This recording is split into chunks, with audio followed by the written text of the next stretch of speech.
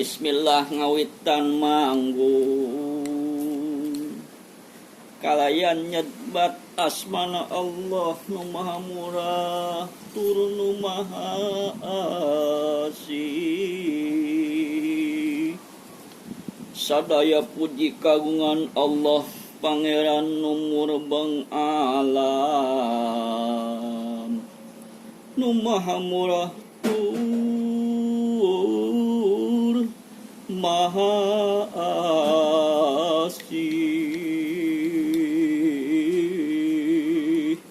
nu ngagaduhan dinten pangwalesan hungkan anjeunna abdi sumembah sareng mungka anjeunna abdi nuhunkeun pitulung. Duh Gusti tujukeun ka abdi sadaya kana jalan anu lempeng Gusti, nyaeta jalana jalmi-jalmi anu parantos pasihan nikmat ku Gusti kamarantena sareng jalana jalmi-jalmi sanes jalana jalmi-jalmi anu ku Gusti dibenduan sareng sanes jalana jalmi-jalmi anu salasawar dinira sabda niaga ya wismamba sampurasun wargi sadaya Pasundan urang sadaya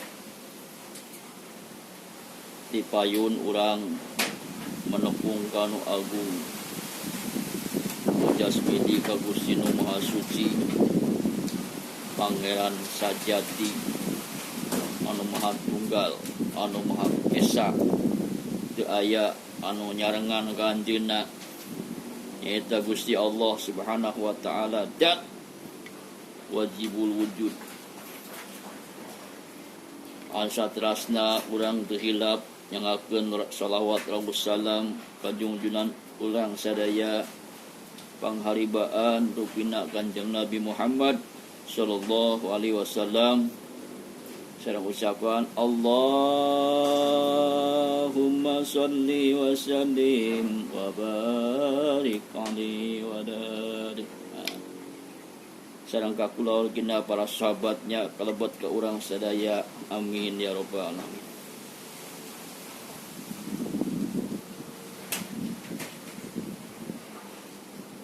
Salajengna mangga urang sami-sami ngurus dayeuh ngolah nagara sami-sami ngamumule ieu dunya ulah sampai berbuat kerusakan. Ulah sampai berbuat kerusakan karena geus nampak geus jelas Doharul fasad fil bari wal bahri bima kasabat aydin nas, nampak netet jelas karuksakan di daratan jeung di lautan akibat uleun-uleun jelema anu tanggung jawab. Lautan iruh, limbah, laut parai, lautan diurung, batu karang, diboman jeung sajabana daratan gunung-gunung digarap dibongkar diratakeun tatangkalan tebangan nu ngakibatkeun banjir huru-hara di mana-mana daya akibat leungeun manusia anu teu tanggung jawab. Umargi sakitu kewajiban urang sadaya nyaeta ngalestarikeun alam dunya supaya aman tentrem kertara harja gemah ripah repera piloh jinawi. Mangga urang mulai lamun aya sampah urang buang kana tempatna, piceun kana tempatna. Lamun aya nu ngahalangani jalan piceun, singkahkeun, singkirkeun. Sabab eta marupakeun sebagian tina iman. Imatatul ada anitorik. Eta cabang iman ke-77. Oleh sakitu Gatot Kaca ngajak ke orang sadaya khususna wargi Pasundan. Mangga orang sami-sami ngahayuk daya ngolah nagara. Ngahayuk daya ke lemur orang, desa orang, tempat orang. Anu mana tempat orang asal ngajadi lemur orang cicing dilahirkan di ditu. Orang kudu dimulai dihade-hade dijaga di dama-dama ulah aya siku si ulung-ulung mau ngamuk gajah metak lain gajah depak gajah metak. Jadi kurang kudu dijaga keamanan anak, jaga kebersihan anak, dijaga keindahan anak. Jadi lamun asli teh mah kan ninggalina resek seger. Tatangkalan halejo jukut, halejo angin ngahiliwir.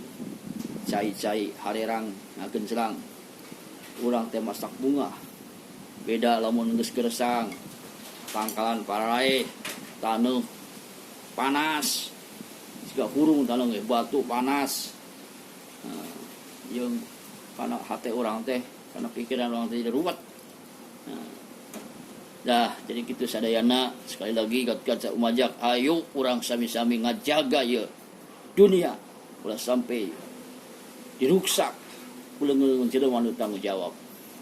Lamun aya bejakeun ka Gatot Kaca siap tempur pikeun rela pati awak jeung raga pikeun kasalamatan nagara sumpah pahlawan.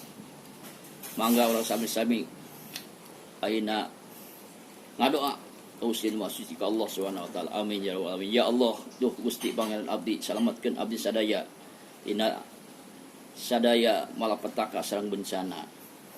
Duh Gusti pangeran abdi sadaya salametkeun abdi sadaya dina jalma-jalma anu zalim, dina jalma-jalma anu berbuat karusakan anu ngarugikeun ka masyarakat sadayana. Ya Allah, tunjukkeun ka abdi sadaya kana jalan anu nepon eta jalan anu diridhoan Gusti Allah. Gusti ya Allah ya Gusti ya Allah ya Rabbal ya Allah ya Rahman ya Rahim ya Malik ya Kudus. Hapunten dosa abdi sadaya sareng dosa ibu rama abdi sadaya. Pikawalas pika asih ibu rama abdi sadaya anu mana mantena parantos mikasih ka abdi sadaya tia alih. Rabbana atina fid dunya hasanah wa fil akhirati hasanah wa qina adzabannar. Assalamualaikum warahmatullahi wabarakatuh. Hatur nuhun.